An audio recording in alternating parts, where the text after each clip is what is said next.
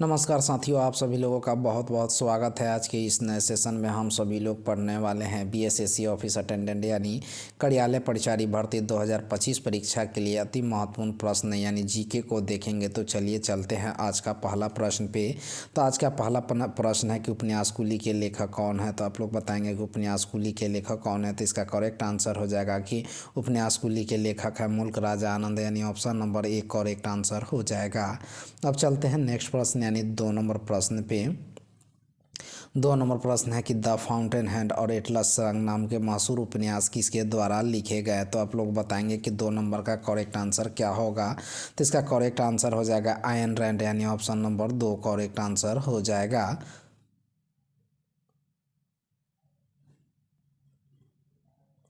अब चलते हैं नेक्स्ट प्रश्न यानी 3 नंबर प्रश्न पे। तो 3 नंबर प्रश्न है कि निम्नलिखित में से कौन सा क्रिकेट खिलाड़ी the test of my life from cricket to cancer and back नामक पुस्तक से जुड़ा हुआ है। तो इसका करेक्ट आंसर हो जाएगा कि युवराज सिंह, यानी ऑप्शन नंबर 4 करेक्ट आंसर हो जाएगा। अब चलते हैं नेक्स्ट प्रश्न यानी 4 नंबर प्रश्न पे। 4 नंबर प्रश्न है कि the world a family history नामक एक नई पुस्तक के लेखक कौन है। तो आप लोग बताएंगे कि the world a family history नामक नई पुस्तक के लेखक कौन है। तो इसका करेक्ट आंसर हो जाएगा साइमन सेबंग, यानी ऑप्शन नंबर 4 करेक्ट आंसर हो जाएगा। अब चलते हैं नेक्स्ट प्रश्न यानी 5 नंबर प्रश्न पे। तो 5 नंबर प्रश्न है कि सूची 1 का सूची 2 से मिलान करें। तो सूची 1 में पुस्तक है और सूची 2 में लेखक है। तो इसका करेक्ट आंसर हो जाएगा ऑप्शन नंबर 1 हो जाएंगे। अब चलते हैं नेक्स्ट प्रश्न यानी 6 नंबर प्रश्न पे। तो 6 नंबर प्रश्न है कि तमिल में सबसे पुरानी जीवित पुस्तक कौन सी है। तो आप लोग बताएंगे कि तमिल में सबसे पुरानी जीवित पुस्तक कौन सी है। तो इसका करेक्ट आंसर हो जाएगा तोलकापियम, यानी ऑप्शन नंबर 3 करेक्ट आंसर हो जाएगा। अब चलते हैं नेक्स्ट प्रश्न यानी 7 नंबर प्रश्न पे। तो 7 नंबर प्रश्न है कि वह पुस्तक जिसका नाम जुरासिक पार्क है और जिसे बाद में इसी नाम की फिल्म बनाई गई थी, तो किसने लिखा था। तो इसका करेक्ट आंसर हो जाएगा कि माइकल क्रिस्टन, यानी ऑप्शन नंबर 2 करेक्ट आंसर हो जाएगा। अब चलते हैं नेक्स्ट प्रश्न यानी 8 नंबर प्रश्न पे।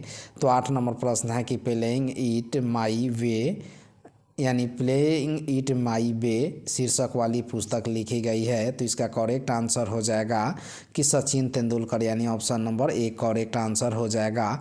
यह पुस्तक 6 नवंबर 2014 को जारी की गई थी और इसे प्रसिद्ध क्रिकेट इतिहासकार बोरिया मजूमदार के सहयोग से लिखा गया है।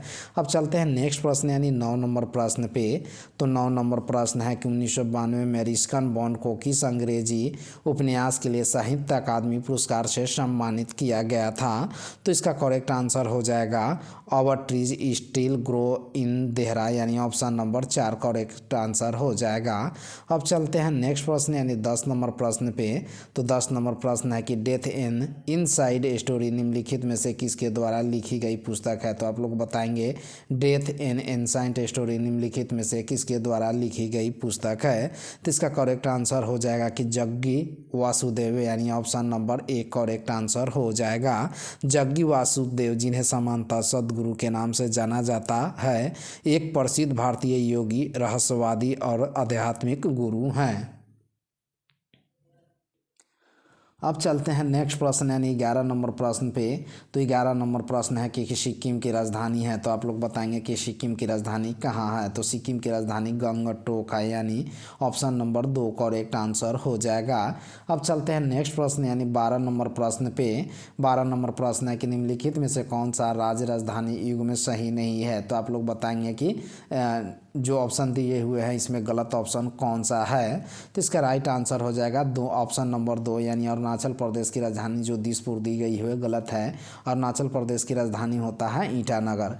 अब चलते हैं नेक्स्ट प्रश्न यानी 13 नंबर प्रश्न पे। तो 13 नंबर प्रश्न है कि सूची 1 का सूची 2 से सम्मिलित करें। तो सूची 1 में देश है और सूची 2 में मुद्रा है। तो आप लोग बताएंगे कि म्यांमार का मुद्रा क्या है। तो म्यांमार का मुद्रा हो जाएगा क्यात, यानी ऑप्शन नंबर 3 करेक्ट आंसर हो जाएगा। और नेक्स्ट है कि बी नंबर ऑप्शन है कि रूस का मुद्रा क्या होगा। तो रूस का मुद्रा हो जाएगा रूबल, यानी ऑप्शन नंबर 1 होगा। मलेशिया यानी ऑप्शन नंबर सी का मलेशिया का मुद्रा क्या होगा। तो मलेशिया का मुद्रा होगा रिंगिट। और ऑप्शन नंबर डी भूटान के मुद्रा क्या होगा। तो भूटान का मुद्रा होगा नगुल ट्रम, यानी ऑप्शन नंबर 2 होगा। यानी इसका करेक्ट आंसर हो जाएगा 13 नंबर का ऑप्शन हो जाएगा ऑप्शन नंबर 2। अब चलते हैं नेक्स्ट प्रश्न यानी 14 नंबर प्रश्न पे। तो 14 नंबर प्रश्न है कि क्रोएशिया गणराज्य की राजधानी क्या है। तो आप लोग बताएंगे कि क्रोएशिया गणराज्य की राजधानी क्या है। तो इसका करेक्ट आंसर हो जाएगा जाग्रेब, यानी ऑप्शन नंबर 2 करेक्ट आंसर हो जाएगा। अब चलते हैं नेक्स्ट प्रश्न यानी 15 नंबर प्रश्न पे। तो 15 नंबर प्रश्न है कि आंध्र प्रदेश की राजधानी है। तो आप लोग बताएंगे कि आंध्र प्रदेश की नई राजधानी क्या है। तो इसका करेक्ट आंसर हो जाएगा अमरावती, यानी ऑप्शन नंबर 2 करेक्ट आंसर हो जाएगा। अमरावती की आधारशिला 22 अक्टूबर 2015 को प्रधानमंत्री नरेंद्र मोदी ने रखी थी। अब चलते हैं नेक्स्ट प्रश्न यानी 16 नंबर प्रश्न पे। तो 16 नंबर प्रश्न है कि कंबोडिया की राजधानी है। तो आप लोग बताएंगे कि कंबोडिया की राजधानी है। तो कंबोडिया की राजधानी हो जाएगा फनोम पेन्ह, यानी ऑप्शन नंबर 3 करेक्ट आंसर हो जाएगा। अब चलते हैं नेक्स्ट प्रश्न यानी 17 नंबर प्रश्न पे। तो 17 नंबर प्रश्न दिया गया है कि नीचे 2 कथन दिए गए हैं। कथन 1 में है कि वियना ऑस्ट्रेलिया की राजधानी है और कथन 2 है कि यूरो ऑस्ट्रेलिया की मुद्रा है। तो आप लोग बताएंगे कि इसका राइट आंसर क्या होगा। तो इसका राइट आंसर हो जाएगा ऑप्शन नंबर 2। कथन 1 और कथन 2 दोनों जो है कि गलत है। तो इसका राइट आंसर हो जाएगा ऑस्ट्रेलिया की जो राजधानी है कैनबरा है और इसका मुद्रा जो है ऑस्ट्रेलियाई डॉलर है। अब चलते हैं नेक्स्ट प्रश्न यानी 18 नंबर प्रश्न पे। तो 18 नंबर प्रश्न है कि यूनाइटेड किंगडम की अधिकारी मुद्रा क्या है। तो आप लोग बताएंगे कि यूनाइटेड किंगडम की अधिकारी मुद्रा क्या है। तो इसका करेक्ट आंसर हो जाएगा पाउंड स्टर्लिंग, यानी ऑप्शन नंबर 2 करेक्ट आंसर हो जाएगा। अब चलते हैं नेक्स्ट प्रश्न यानी 19 नंबर प्रश्न पे।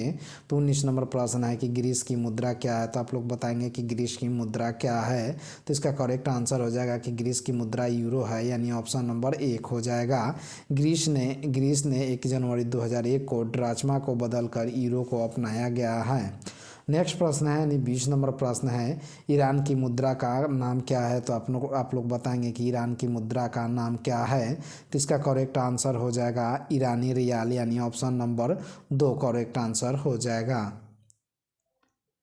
अब चलते हैं नेक्स्ट प्रश्न यानी 21 नंबर प्रश्न पे।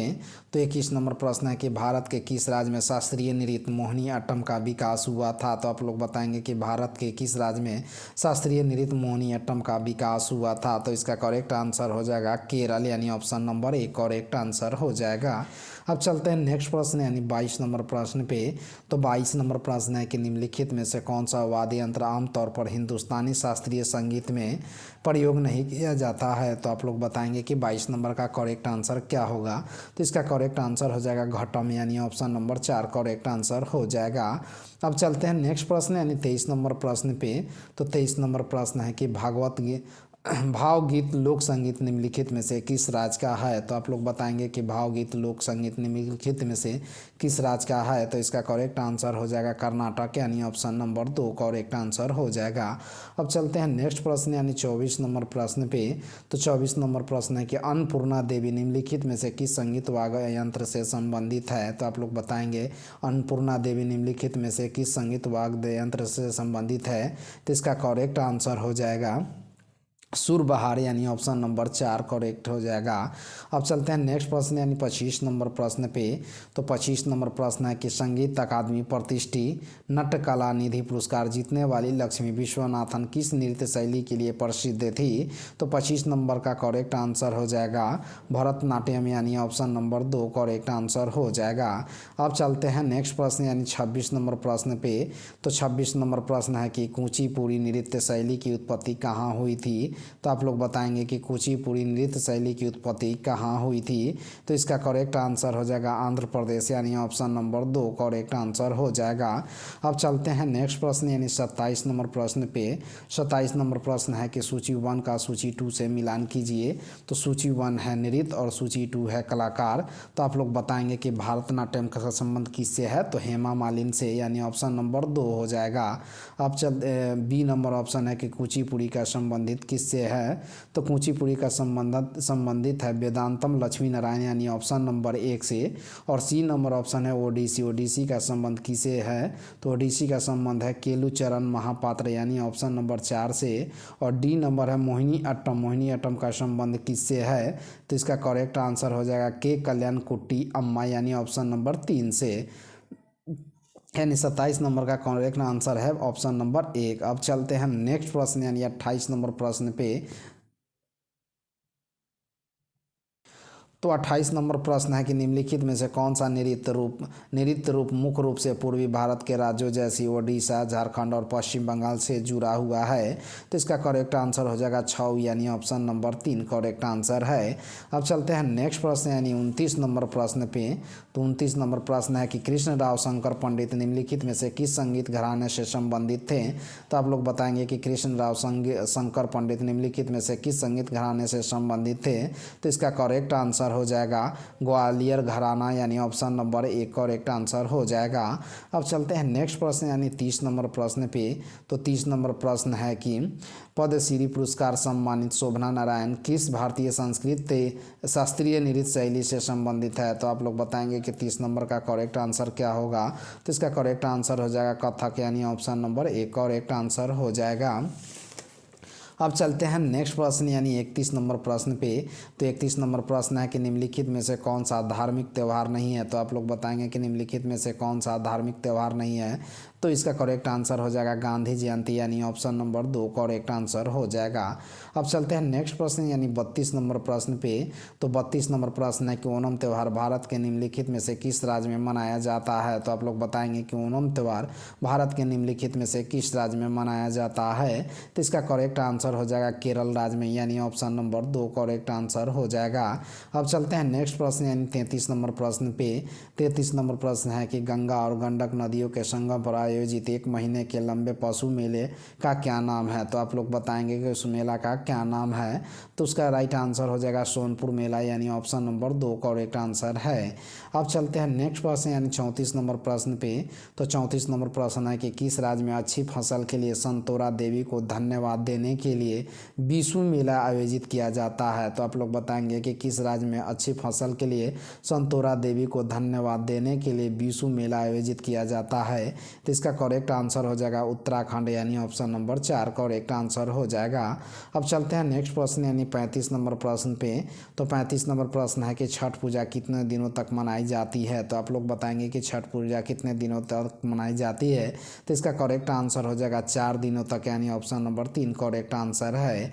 अब चलते हैं नेक्स्ट प्रश्न यानी 36 नंबर प्रश्न पे। तो 36 नंबर प्रश्न है कि भारत में हॉर्नबिल उत्सव किस महीने में मनाया जाता है। तो आप लोग बताएंगे कि भारत में हॉर्नबिल उत्सव किस महीने में मनाया जाता है। तो इसका करेक्ट आंसर हो जाएगा 3 दिसंबर को, यानी दिसंबर को ऑप्शन नंबर 3 करेक्ट हो जाएगा। भारत में हॉर्नबिल उत्सव किस महीने में मनाया जाता है। तो दिसंबर महीने में मनाया जाता है, यानी ऑप्शन नंबर 3 करेक्ट आंसर हो जाएगा। अब चलते हैं नेक्स्ट प्रश्न यानी 37 नंबर प्रश्न पे। तो 37 नंबर प्रश्न है कि मोपिन त्यौहार भारत के किस राज्य में मनाया जाता है। तो आप लोग बताएंगे कि मोपिन त्यौहार भारत के किस राज्य में मनाया जाता है। तो इसका करेक्ट आंसर हो जाएगा अरुणाचल प्रदेश में, यानी ऑप्शन नंबर 2 करेक्ट आंसर हो जाएगा। अब चलते हैं नेक्स्ट प्रश्न यानी 38 नंबर प्रश्न पे। तो 38 नंबर प्रश्न है कि बिहार के निम्नलिखित में से किस जिले में प्रति वर्ष आमतौर पर अगस्त महीने बिहुला उत्सव मनाया जाता है, जिसे बिहुला भी कहते हैं। तो इसका करेक्ट आंसर हो जाएगा भागलपुर में, यानी ऑप्शन नंबर 1 करेक्ट आंसर हो जाएगा। अब चलते हैं नेक्स्ट प्रश्न पे। तो अब चलते हैं नेक्स्ट प्रश्न पे। नेक्स्ट प्रश्न है 39 नंबर कि मुस्लिम समुदाय में निम्नलिखित में से किस दिन को शोक दिवस मनाया जाता है। तो आप लोग बताएंगे कि मुस्लिम समुदाय किस दिन को शोक दिवस किस दिन को शोक दिवस मनाते हैं। तो इसका करेक्ट आंसर हो जाएगा मुहर्रम को, यानी ऑप्शन नंबर 2 करेक्ट आंसर हो जाएगा। अब चलते हैं नेक्स्ट प्रश्न यानी 40 नंबर प्रश्न पे। तो 40 नंबर प्रश्न है कि सितंबर 2024 में एक घटना के लिए समाचारों में रहा ज्यूतपुत्री का त्यौहार मुख्य रूप से निम्नलिखित में से किस राज्य में मनाया जाता है, जिसे हम ज्यूतिया भी कहते हैं। तो इसका करेक्ट आंसर हो जाएगा बिहार में, यानी ऑप्शन नंबर 3 करेक्ट आंसर हो जाएगा। अगर यह सेशन आप लोगों को अच्छी लगी हो तो वीडियो को शेयर, चैनल को सब्सक्राइब और लाइक करना ना भूलें। धन्यवाद।